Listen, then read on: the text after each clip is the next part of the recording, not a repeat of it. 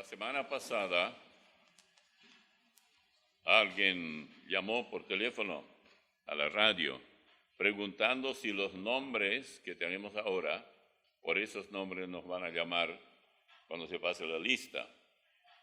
Bueno, a mí me pareció raro porque yo personalmente no tengo ninguna explicación que allá se va a tomar lista, o sea, que se va a llamar, a ver fulano, Oscar Reinhardt, presente. Después el hermano tal cosa no habrá, pero es una forma de decir porque eso es lo que ocurre. Si falta alguien, por algo falta, pero si está, dice presente y ya está.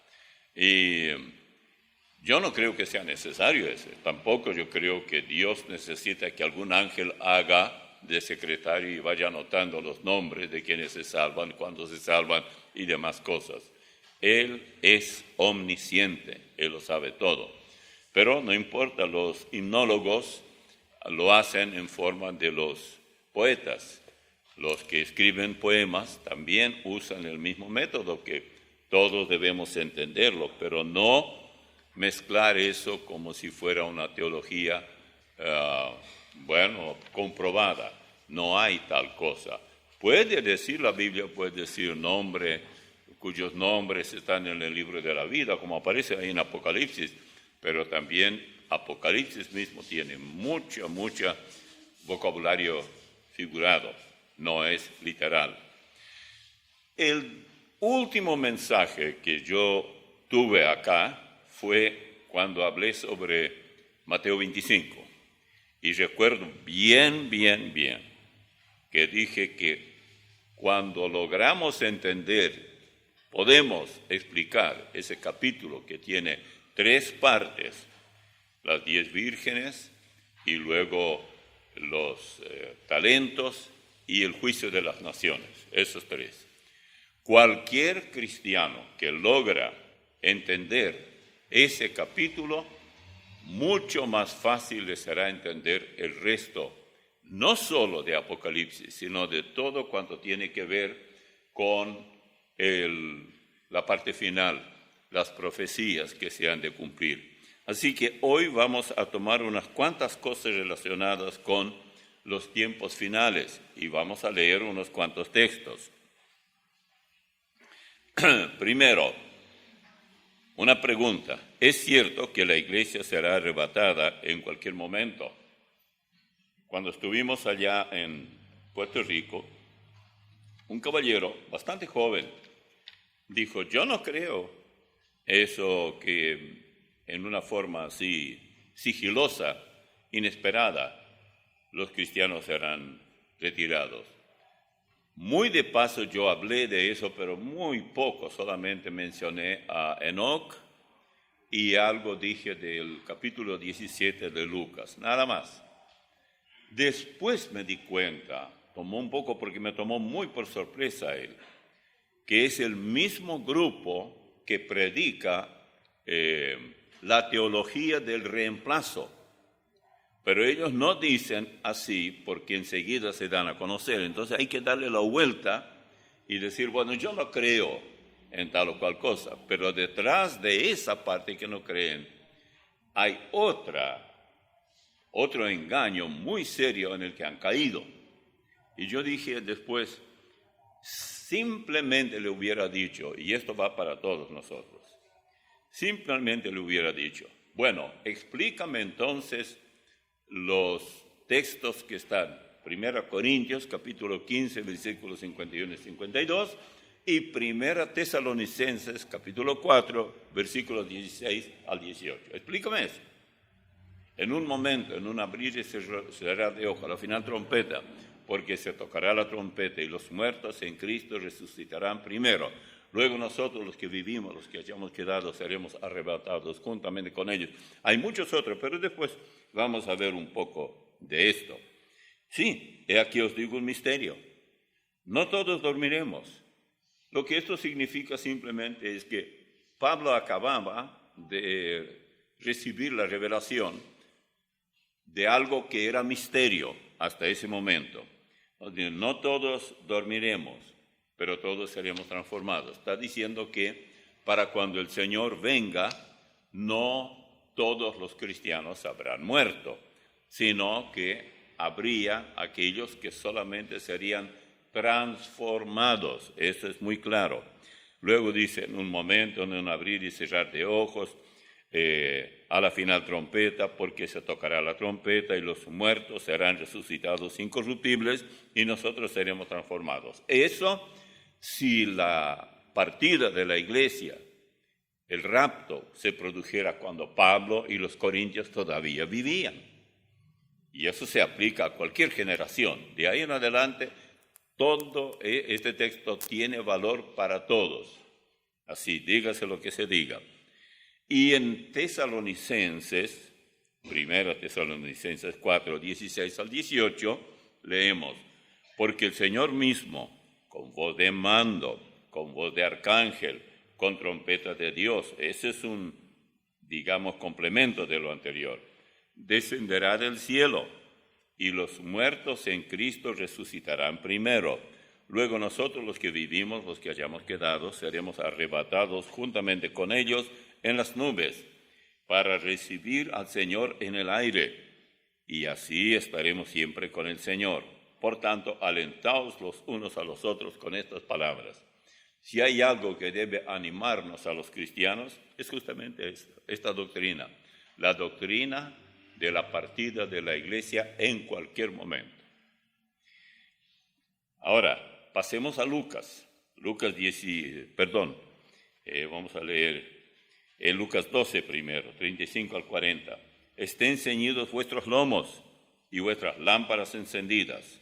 Y vosotros, sed semejantes a hombres que aguardan a que su Señor regrese de las bodas, para que cuando llegue y llame, le abran enseguida. Bienaventurados aquellos siervos, aquellos siervos a los cuales el Señor, cuando venga, halle velando. De cierto os digo que se ceñirá y hará que se sienten a la mesa, y vendrá a servirles. Y aunque venga la segunda vigilia, y aunque venga la tercera vigilia, si los hallare así, bienaventurados son aquellos siervos. Pero sabed esto, que si supiese el padre de familia a qué hora el ladrón había de venir, velaría ciertamente y no dejaría minar su casa. Vosotros pues también estad preparados, porque la hora que no penséis el Hijo del Hombre vendrá. Todos sabemos que cuando el ladrón va a venir nos dice, tocando una trompeta, soy ladrón, ya voy, ábreme la puerta. Ningún ladrón hace, ni tampoco avisa por medio de internet o teléfono, esta noche voy a robar en tu casa. Yo sé dónde vives y cómo entrar y todo, y hasta tengo llave. No ocurre esto. Por eso él compara su inesperada aparición para recoger a su iglesia como un ladrón que va a robar. Y él, por decirlo así, con todo el respeto, robará al mejor segmento de la población terráquea, a su iglesia. Las cosas no están peor en este mundo porque está la iglesia. Por eso él dijo que nosotros somos sal de la tierra y luz del mundo. No dijo que tenemos que tratar. La sal no trata de ser sal, es sal. La luz no trata de ser luz, es luz. Bueno, tenemos que alumbrar en las tinieblas, tenemos que hacer el trabajo de la sal, darle gusto a la vida dentro de todo, pero también conservar la sana doctrina. Hoy esto no tiene virtualmente ningún valor para la gran mayoría de las iglesias, que hacen cualquier cosa menos conservar la sana doctrina. Luego, escuchen esto. Apocalipsis 3, 14 en adelante. Y escribe al ángel de la iglesia en la Odisea, he aquí el amén, el testigo fiel y verdadero, el principio de la creación de Dios. Dice esto: yo conozco tus obras, que ni eres frío ni caliente. Ojalá fueses frío o caliente. Pero por cuanto eres tibio y no frío ni caliente, te vomitaré de mi boca. Porque tú dices: yo soy rico y me he enriquecido, y de ninguna cosa tengo necesidad. Y no sabes que tú eres un desventurado, miserable, pobre, ciego y desnudo. Por tanto, yo te aconsejo que de mí compres oro refinado en fuego, para que seas rico, y vestiduras blancas para vestirte, y que no se descubra la vergüenza de tu desnudez. Y unge tus ojos con colirio, para que veas. Yo reprendo y castigo a todos los que amo. Sé pues celoso y arrepiéntete. He aquí, yo estoy a la puerta y llamo. Si alguno oye mi voz y abre la puerta, entraré a él y cenaré con él, y él conmigo. Hasta aquí versículos 14 al 20 de Apocalipsis 3. Pero ni bien, esta es la iglesia de la Odisea, la peor iglesia, es la única de la cual él dice: te vomitaré de mi boca. Peor rechazo no podría haber, pero eso es lo que él dice. O sea, estas mega iglesias que existen hoy nunca fueron, no son, ni serán de él. Mientras la iglesia genuina parta para estar con él, aquellas serán vomitadas. Es el desprecio, rechazo, tajante, terminante. Por eso cuando Salomón dijo esto, y el apóstol Pedro en 2 Pedro 2:22 dice: les ha acontecido lo del verdadero proverbio: el perro vuelve a su vómito y la puerca lavada a revolcarse en el cieno. Ese es exacto lo que ocurre. Porque ellos, de aquellas, la iglesia emergente y G12, y hay tantos otros nombres. El otro día por ahí aparece ya este señor Cash. Él dice que es Dios que anda por la tierra. Es una manera de provocar a ira a Dios. Ya vendrá. No llegó todavía el tiempo, pero vendrá. Personalmente, y me van a perdonar, yo no creo que ellos tienen oportunidad para ser salvos. En primer lugar, ellos mismos no se interesan. En segundo lugar, Dios no puede ser burlado. Lo que el hombre siembra, allá en Gálatas 6:7, esto también ha de segar. Ellos han sembrado mucho daño. En Apocalipsis 4, 1 al 4 dice: ni bien termina la iglesia de la Odisea. En el capítulo 3 de Apocalipsis dice: después de esto, o sea, después de la última iglesia, miré y aquí una puerta abierta en el cielo.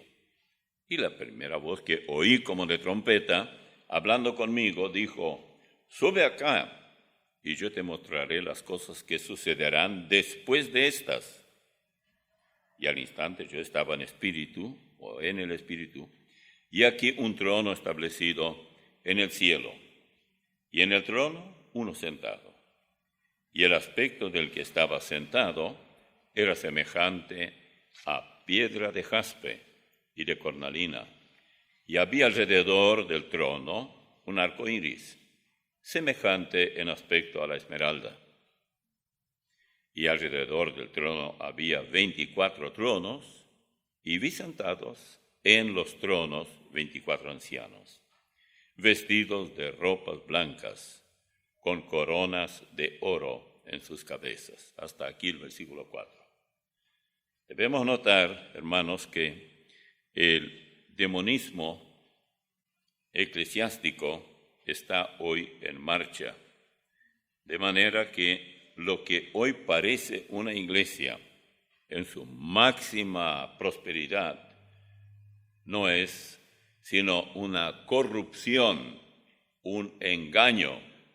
Y no se trata de una iglesia cristiana, sino de una iglesia, la codicia, el evangelio de la codicia. Se codicia el dinero, los placeres, las comodidades, mucho dinero. Todas esas cosas es muy común y con algo hay que atraer. Para eso hay sistemas artísticos donde hasta las luces se cambian de colores. Se imita al mundo en un 100%. ¿Por qué? Porque es mundo. Nunca fue otra cosa. Cuando un grupo de personas que se congregan para un show o lo que fuera, harán lo que saben hacer. Y es lo que ellos saben hacer. Nunca han pertenecido al Señor, excepto al Señor, que es todo lo opuesto al Señor que nosotros conocemos. Hay otra pregunta.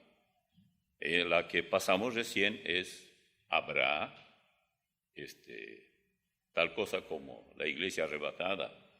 La otra pregunta es, ¿habrá predicadores cuando la iglesia se haya ido? Mucha gente quiere saber eso. Esto no es un secreto, está en la Biblia. Definitivamente sí, habrá. Pero debemos probar esto escrituralmente. Decirlo así nomás al viento, eso puede resultar muy peligroso. Pero tratemos, identificar a los, pongámosle aquí, misioneros, que serán los encargados de la predicación una vez que la iglesia se haya ido. En Lucas 17, 26, y luego versículos 30 y más adelante 26 al 30, y luego 34 al 36, yo creo sinceramente que en la actualidad hay muchos evangelizados, mucha gente evangelizada, pero no regenerada. Una persona no regenerada no participará del rapto. Así de sencillo. Jesús fue muy claro en el capítulo 3 de Juan con Nicodemo. Debes nacer de nuevo. Y aunque Nicodemo quería medio darle vuelta al asunto y sabemos que has venido de Dios porque nadie podría hacer estos milagros que tú haces, etc. Y lo llamó maestro y nada más. No. Nicodemo, eso no es suficiente. Nicodemo era nada menos que miembro del Sanedrín. No cualquiera. Él era maestro de los maestros. Él era un teólogo dentro del judaísmo. Pero el Señor le dijo, insistió, debes nacer de nuevo. El nuevo nacimiento es un cambio de raíz total. Una persona piensa de otra manera. Su vida va en otra dirección. Nació de nuevo. Y eso es por eso Nicodemo es tan profundo esto y al mismo tiempo tan sencillo, porque la parte que nos corresponde a los pecadores es simplemente entregarnos al Señor. El milagro Él lo hace todo. Hay un texto allí en Eclesiastés que bien podríamos también verlo a la luz de todo esto que estamos hablando y darnos cuenta que definitivamente no hay mucho problema para entender. Vamos al capítulo 11 y vamos a ver que la cuestión de nacer de nuevo es mucho más sencillo de lo que pensamos, siempre y cuando dejamos esto en manos del Señor. Versículo 5. Como tú no sabes cuál es el camino del viento, o cómo crecen los huesos en el vientre de la mujer encinta, así ignoras la obra de Dios, el cual hace todas las cosas. No dice las plural, sino singular. Aquí el escritor sagrado bien puede estarse refiriendo, no lo estoy dogmatizando esto, al nacimiento del Espíritu. Él hace todas así, como tú no sabes. ¿no? Y algo muy parecido aparece en el Evangelio de Juan, capítulo 3. Pero como ese pasaje ya es conocido, por ahora lo vamos a dejar. Pero definitivamente esto es muy importante. Vamos a leer entonces en Lucas, capítulo 17, desde el 26 al 30.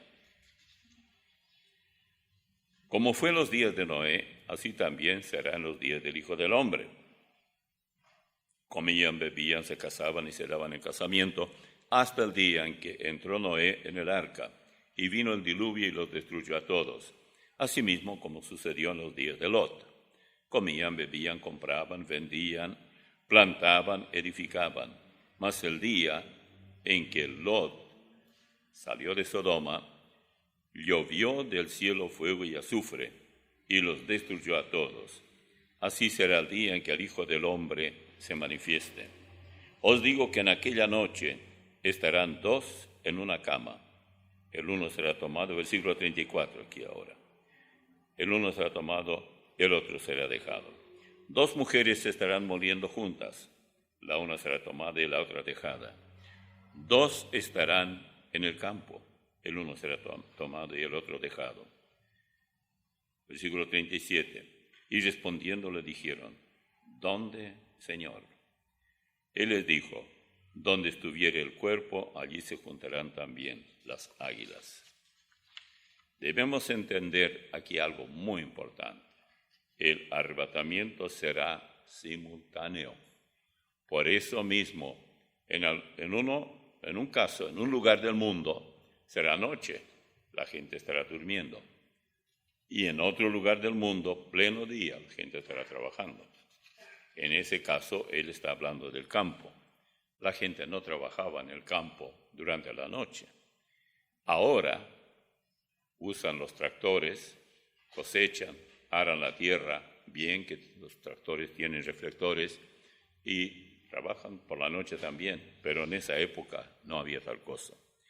Debemos recordar entonces que las noticias de los millones desaparecidos en todo el planeta hará efecto.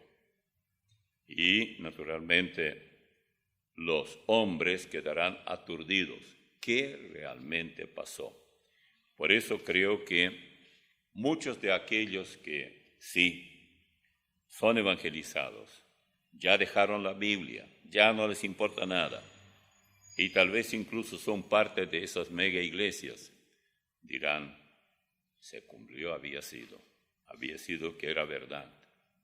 Y entonces comenzarán a creer de verdad y procurarán escuchar algún mensaje bíblico por allí, porque ellos tendrán todavía la oportunidad de ser salvos, si quieren.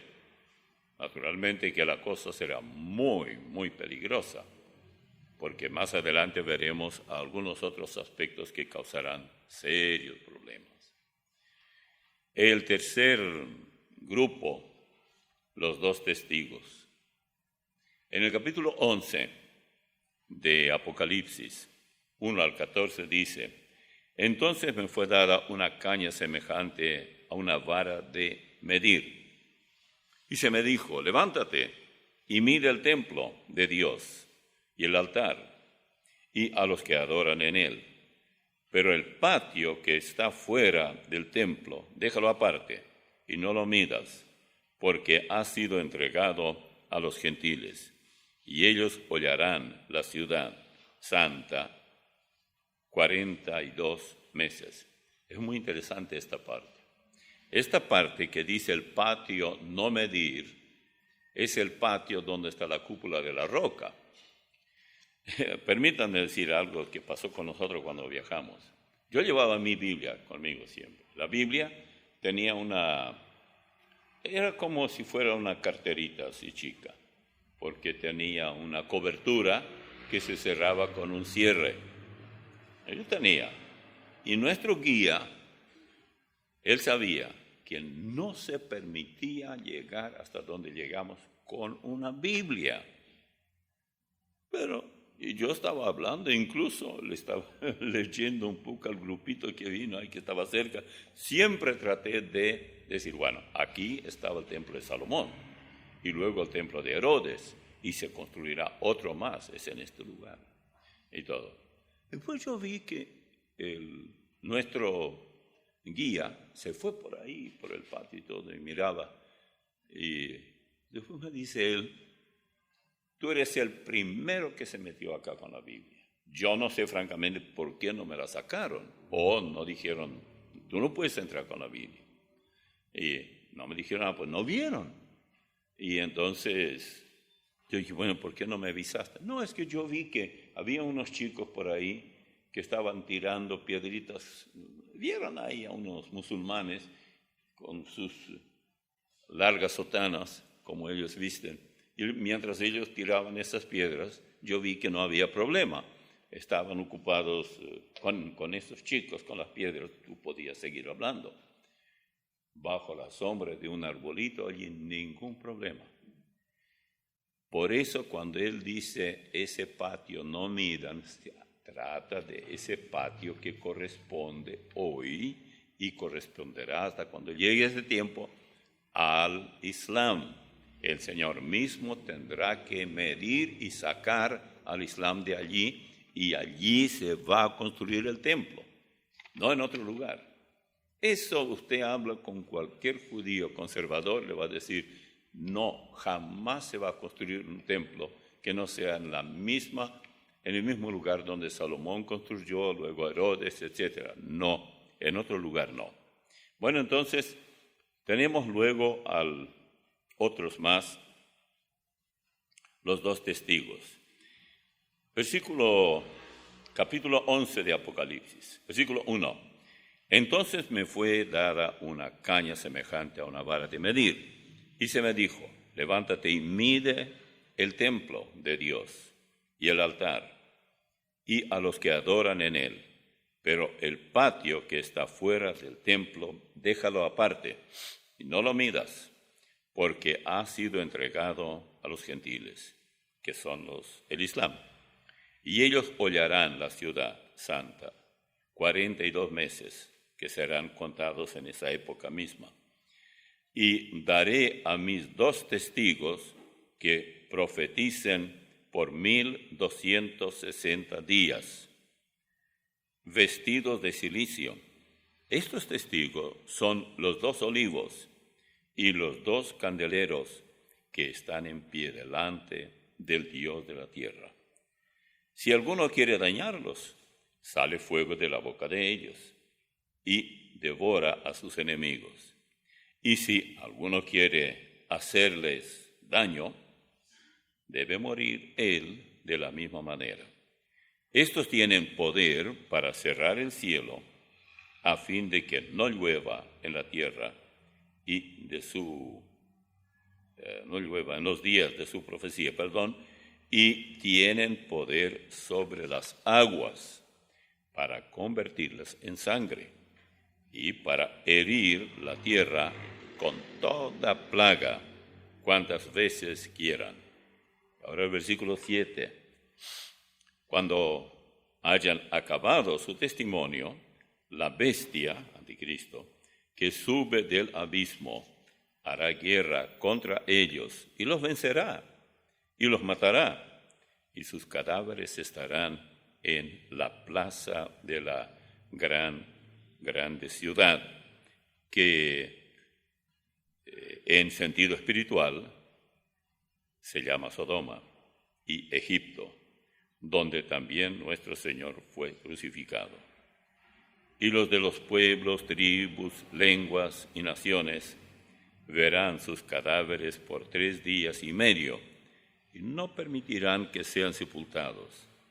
Y los moradores de la tierra se regocijarán sobre ellos y se alegrarán y se enviarán regalos unos a otros, porque estos 2 profetas habían atormentado a los moradores de la tierra.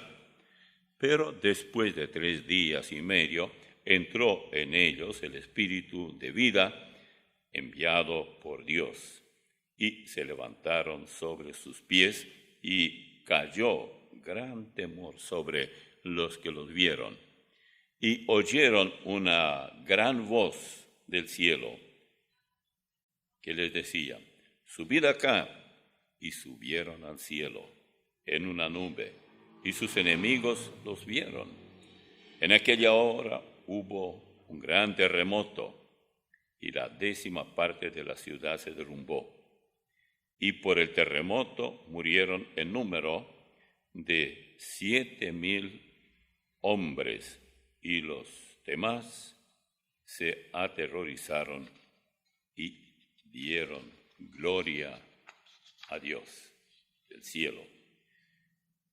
Bueno, el segundo ay pasó, y aquí el tercer ay viene pronto. Pero vamos a dejar el capítulo 11 por aquí. Ahora, el tercer ángel, el tercer evangelismo está en los capítulo 14, 6 al 10.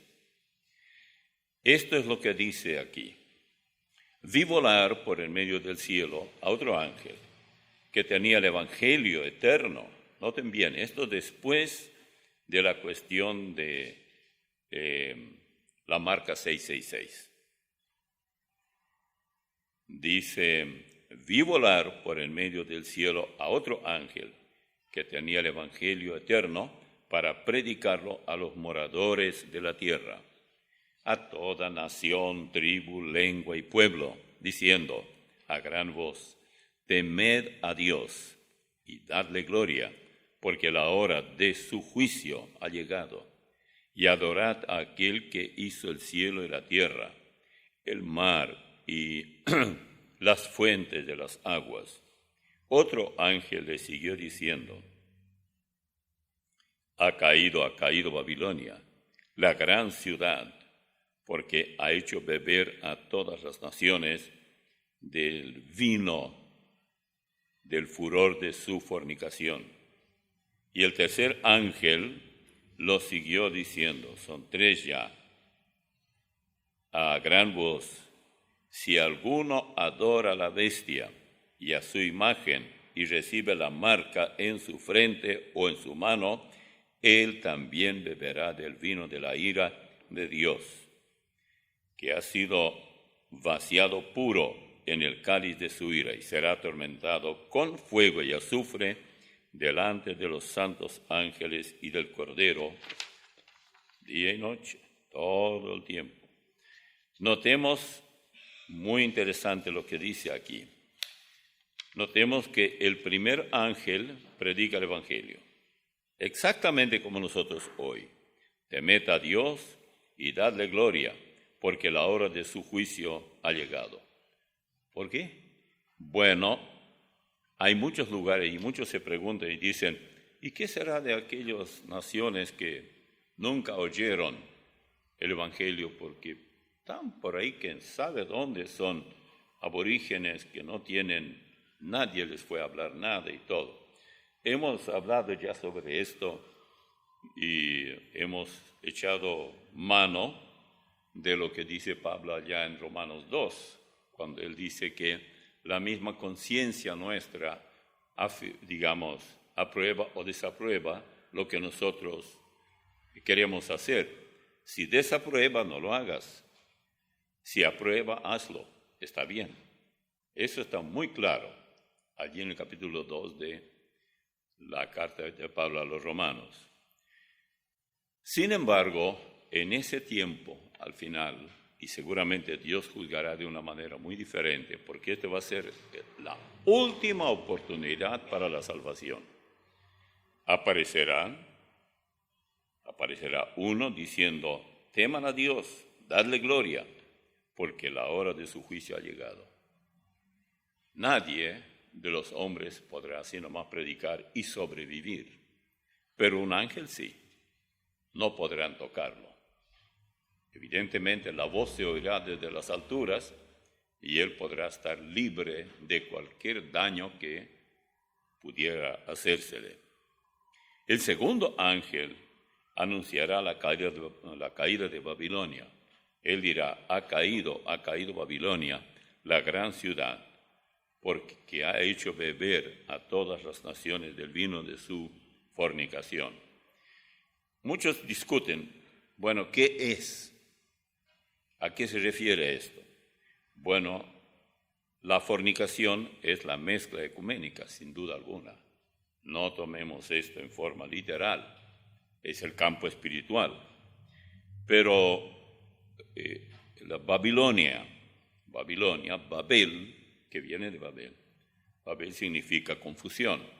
Entonces, la cuestión de las religiones llegará a un punto para mezclarse que Islam, que el catolicismo, que el cristianismo, probablemente un segmento del judaísmo, de todo un poco. Eso será una Babilonia nunca imaginada siquiera, no hablemos ya de vista u oída, pero llegará a eso. Y esto lo hará, a no dudar, algún líder religioso. Hay mucha sospecha que el mismo actual Papa Nuevo puede muy bien estar en eso. No hay otra palabra que él menciona más que hay que transformar, hay que tener una especie de hacer una limpieza en el Vaticano. Entonces hay que cambiar las cosas. Y él va a cambiar. Dígase lo que se diga de él, yo diría que es el dos veces,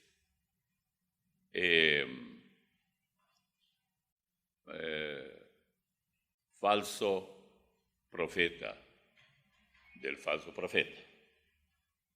O sea, el falso profeta aparece allá a partir del versículo 11 en capítulo 13 de Apocalipsis. El falso profeta va a preparar el camino y va a dar toda la gloria y la alabanza y la honra a su amo, y su amo es el anticristo. Y si esto ocurre, entonces estamos ya con el cambio que se hizo ahora en el Vaticano, porque no se trata solamente de una cosa, hay mucho más que simplemente alguien que quiere hacer una especie de reforma a la inversa, llamémoslo así. La reforma de Lutero y otros tantos era reformar la putrefacta situación que se vivía en el campo supuestamente cristiano. Ahora será reforma a la inversa, pero esa reforma no afectará al mundo, afectará más que cualquier cosa el sistema central donde se hará. Por ejemplo, la reforma de Lutero no quedó en Alemania o en Suecia o en toda la parte de Europa de esa zona, se fue por todo el mundo. Para cuando venga esta antirreforma, contrarreforma, no tendrá tiempo para ir muy lejos. Pero por lo menos se intentará. Y luego viene, por supuesto, versículos 16 al 18. Y hacía que a todos, pequeños y grandes, ricos y pobres, libres y esclavos, se les pusiese una marca en la mano derecha o en la frente, y que ninguno pudiese comprar ni vender, sino el que tuviese la marca o el nombre de la bestia o el número de su nombre. Aquí hay sabiduría. El que tiene entendimiento cuenta el número de la bestia, pues es número de hombre, y su número es 666. Esto es lo que aparece en Apocalipsis 13, 16 al 18. Es demasiado claro que el paradero de cuantos reciban la marca del anticristo será condenación en el infierno. ¿Por qué? Primero, por el solo hecho de aceptar la marca. Segundo, no podrán sobrevivir. Porque, bueno, alguien dirá, no, yo creo que una persona podrá suicidarse y así es mucho mejor morir dándose un tiro en la sien que morir poco a poco por inanición. Si usted muere, su última oportunidad de salvación usted mismo se habrá quitado. ahí en ese libro, lamentablemente yo soy el autor, así que tengo que decir que soy alguien importante. Ahora que no hay tiempo, resulta que cuando yo mandé para imprimir ahí en la Casa Bautista de El Paso, Texas, ellos me dijeron, no podría usted terminar esto porque está en una forma muy como sin terminar, algo hay que poner. Y yo justamente había escrito otro por separado, algo de muy pocas hojas, cómo sobrevivir después que la iglesia se haya ido. Entonces, entre otras cosas, recuerdo que digo, no se suicide, es una primera cosa. Y ahí va. Y ellos pusieron eso como parte final del libro. Si usted no tiene ese libro, todavía lo tenemos, yo creo. Y a mí me pareció que todavía, porque alguien pregunta, ¿podrá alguien ser salvo una vez que la iglesia se haya ido? Sí, pero va a tener que sufrir las consecuencias de la gran tribulación. Así de sencillo. El alcance de las palabras en la Biblia, donde Dios dice, ¿quiero yo la muerte del que muere? Él no quiere que ninguno perezca, dice Pedro, sino que todos procedan al arrepentimiento. Ese es el deseo de Él. ¿Por qué no todos proceden al arrepentimiento? Porque no quieren. Ellos no creen realmente que se están exponiendo a días tan difíciles. Ahora, en tercer lugar, ¿quiénes más? Los 144,000, pero no son de los testigos. No. 144,000 están en Apocalipsis 7, vamos a leer porque aparece también en Apocalipsis 14. Pero en Apocalipsis 13, 1 al 8 dice, después de esto, vi a 4 ángeles en pie sobre los 4 ángulos de la tierra, que tenían los 4 vientos, de la tierra, para que no soplase viento alguno sobre la tierra, ni sobre el mar, ni sobre ningún árbol. Vi también a otro ángel que subía de donde sale el sol, y tenía el sello del Dios vivo, y clamó a gran voz a los 4 ángeles, a quienes se les había dado el poder de hacer daño a la tierra y al mar, diciendo, no hagáis daño a la tierra, ni al mar, ni a los árboles, hasta que hayamos sellado en sus frentes a los siervos de nuestro Dios. La palabra siervo es muy importante, son misioneros para los judíos. Y al oí el número de los sellados, 144,000 sellados de todas las tribus de los hijos de Israel. Y ahí va diciendo tribu por tribu hasta llegar, por ejemplo, de la tribu de Benjamín, 12,000 sellados, de cada tribu 12,000. Bien, esto en Apocalipsis 7, 1 al 8. ¿Qué harán ellos? Bueno, ellos estarán predicando a su propia gente, a los judíos. Muy difícil pensar que los judíos creerán o escucharán siquiera a algún gentil. Con tanto engaño que ha habido, es muy difícil. Pero actualmente hay ya en Israel esos ultraconservadores. Uno abre a veces para ver las noticias o escucha, y hay una verdadera revuelta contra las autoridades, contra el Knesset, que está queriendo implantar que los muchachos de los 18 años en adelante vayan al ejército. Pero la, digamos, cúpula de la crema religiosa no quieren eso. Ellos necesitan de estos jóvenes, porque estos jóvenes tienen que predicar el Evangelio. Hay un texto bien interesante que, si nosotros no entendemos todo este conjunto de cosas, diríamos, ¿a qué se refiere? Está en Mateo 10, versículo 23. Y el versículo dice así: cuando os persigan en esta ciudad huid a la otra. Porque de cierto os digo que no acabaréis de recorrer todas las ciudades de Israel antes que venga el Hijo del Hombre. A mi juicio, lo que aquí se nos está diciendo es que aquellos que estarán evangelizando a los judíos no acabarán de recorrer todas las ciudades y el Hijo del Hombre vendrá. O sea, el Señor vendrá con su iglesia, pero ellos todavía estarán evangelizando. Estarán trabajando contra el reloj, pero tratarán de recorrer todas las ciudades. Israel es un país muy pequeño y cada vez se hace más pequeño porque le están robando tierras y naturalmente todo eso hace que sea tan pequeño. Y sin embargo, fíjense lo que está pasando.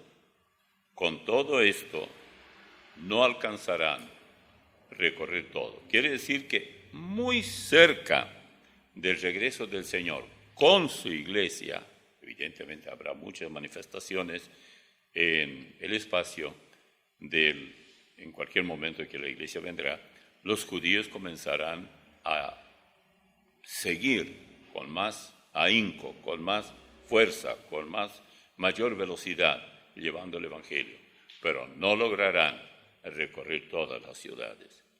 Y hay un texto que siempre hemos ofrecido así a través porque pregunta la gente de la radio, está en Oseas 6. En Oseas 6, 1 y 2 dice, venid y volvamos a Jehová, porque Él arrebató. ¿Qué es lo que Él arrebató? Bueno, les arrebató nada menos que el templo, el país, los echó de allí y nos curará. Hirió y nos vendará. Nos dará vida después de 2 días. En el tercer día nos resucitará y viviremos delante de Él. Ahora, noten bien esto. Él hizo todo. Ellos perdieron todo cuando rechazaron a su Mesías.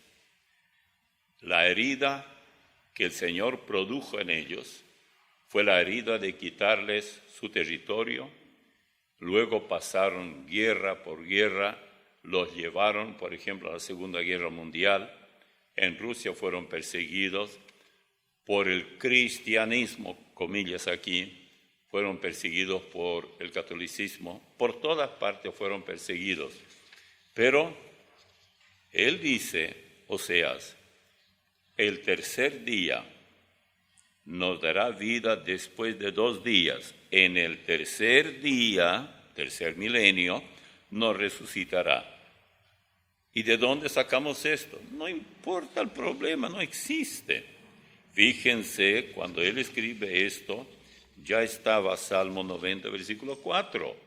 Y en el Salmo 90, versículo 4 dice, porque 1000 años delante de tus ojos son como el día de ayer que pasó y como una de las vigilias de la noche. Ahora, si este es el caso, y para él así es el asunto de días, 1000 años nuestros es un día de él. No en todos los textos, cuidado, porque algunos dicen, bueno, entonces así también fue la creación. El primer día y segundo día tiene que ver 1000 años, pues otros 1000 años. No, tenga mucho cuidado. Y este texto de Salmo 90 se repite en 2 Pedro 3, 8. También para cuando Pedro escribe, ya estaba lo de Salmo 90. Mas, oh amados, no ignoréis esto, que para con el Señor un día es como 1000 años, y 1000 años como un día. ¿Acaso no nos interesa tener por lo menos una idea cuando estaremos cerca de la venida de Él? Claro que nos interesa, y no está mal. Queremos aprovechar de la mejor manera posible lo que todavía nos queda, y es lo que tenemos que hacer realmente. Nadie sabe el día y la hora. Por ejemplo, en Marcos 13, 32, pero de aquel día y la hora nadie sabe. ni aun los ángeles que están en el cielo, ni el Hijo, sino el Padre. Tenemos que conformarnos con que así es el asunto. Es un secreto. Ahora, la pregunta es, ¿por qué tanto secreto? Bueno, escuche esto. Porque sin fe es imposible agradar a Dios. Mucho tiene que ver este texto que aparece en el capítulo 11 de la carta a los Hebreos. Es pues la fe, la certeza de lo que se espera, la convicción de lo que no se ve. Usted tiene que esperar convencido de que lo que dice Dios así es. Y más adelante en el versículo 6 dice, pero sin fe es imposible agradar a Dios, porque es necesario que el que se acerca a Dios crea que le hay y también que es galardonador de los que le buscan. En otras palabras, lo que Él dice que va a hacer, lo va a hacer. Pero para eso se requiere creer. Yo creo que ya les dije lo que hizo una vez un caballero, mi antiguo suegro. Él ya falleció, pero era el papá de mi ex esposa, que ya también falleció. Él se reunió con un grupo de gente que eran amigos desde la Europa del Este, y ellos dicen, hermano, ¿cómo se entiende eso de Marcos 13:32? En esa forma, ¿cómo se entiende? Y él dijo, hermanos, entiendan así como está escrito. A mí me pareció siempre que es muy sabia la interpretación. Entiéndalo así. Nadie puede explicar eso. ¿Por qué? Porque si Cristo es Dios, Dios entre sus atributos es omnisciente, lo sabe todo. De ahí que nuestro Señor también lo sabe todo. ¿Por qué el Señor dice ni aun ni al Hijo? ¿A qué Hijo se refiere? A nuestro Señor. Si alguien le pregunta algún día cómo entender eso, dígale, entiéndolo así como está escrito. No le va a gustar más hacer este tipo de preguntas, porque simplemente seguiremos teniendo preguntas que no podremos contestar. Muchas de estas preguntas mandan a la radio sobre el asunto de la respuesta bíblica, porque por pura curiosidad, y yo me he dado cuenta que la Biblia no responde a los curiosos, la Biblia informa. Tomen por ejemplo el primer caso en Génesis. ¿Cómo comienza? En el principio creó Dios los cielos y la tierra. No hay más. En inglés, in the beginning, God. Comienza, en el principio Dios. El primer astronauta que pisó la luna dejó ese texto que ya ahora no lo haría ni por nada. ¿Por qué? Porque hay que separar la religión del Estado y no sé cuánto. La religión, que llaman así, que no es otra cosa que hablar también del cristianismo, llegó a ser una plaga dañina para la gran mayoría de los putrificados que habitan nuestro planeta. Y ellos son los que están a la cabeza. Ellos son las autoridades. Pueden ser jueces, pueden ser maestros, pueden dictar cátedras en la universidad, puede ser todo eso. Tienen autoridad. No hay vuelta que dar. Tenemos que conformarnos con lo que hay. Pero todavía hay oportunidad. Hay un lugar donde ellos no pudieron entrar con todo. Es el hogar. Nuestros hogares deben convertirse en todo. Allí debe haber teología, moral,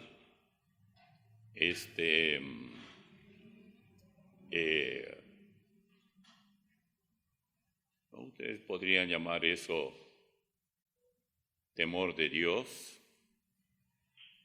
regeneración, genuino cristianismo. No esperen que los pastores hagan todo eso. Primero, pastores bíblicos hay muy pocos. Segundo, los padres que son los que más están con los hijos, hagan la prueba. Háblenles de la Biblia, de personajes bíblicos, y escucharán con la boca abierta. Pedirán más y más de historias bíblicas, mucho más que cualquier otra cosa. ¿Por qué no nos proponemos esto? De nada vale saber todo lo que sabemos mediante la ayuda del Señor si nosotros mismos no tomamos medida con nuestros hogares. Vamos a orar. Nuestro Padre, cuánto te agradecemos por tu palabra y pedimos que el nombre tuyo en todo sea glorificado, tu voluntad sea hecha.